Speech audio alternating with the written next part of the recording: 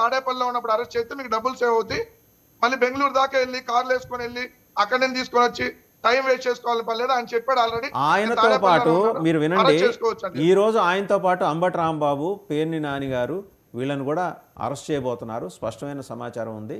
మీ YCP state head quarters ప్రస్తుతం ఆయన నివాసమే కాబట్టి ఆయన నివాసం దగ్గర ఎంత ఆడావిడిందో చూడండి. మొత్తం 9 వెహికల్స్ సీజ్ చేయబోతున్నారు, ఇంక్లూడింగ్ దేవినేని అవినాష్. ఆయన కూడా అదుపులోకి తీసుకోబోతున్నారు.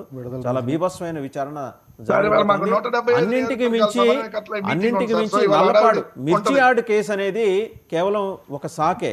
రేపొద్దున ఈ భూ సమీకరణకి మీరు అడ్డు తగలబోతున్నారనే స్పష్టమైన సమాచారం ఉండటంతో ఈ ముందస్తు అరెస్ట్ చేసి కేసు, మిర్చి యార్డ్ కేసు ఇవన్నీ పెట్టి ప్రభుత్వం ముందుకెళ్తోంది. ఎందుకంటే భూ సమీకరణకి మీరు భారీ ఎత్తున నేను మళ్ళీ చెప్తున్నా, మీరు భారీ ఎత్తున అసాంఘిక శక్తులను దింపబోతున్నారు. వాళ్ళకి సమాచారం ఉంది సార్. 1,32,00,000 మంది ఓటేసిన వాళ్ళందరూ అసాంఘిక శక్తులు. వీళ్ళకి ఏం చేద్దాం?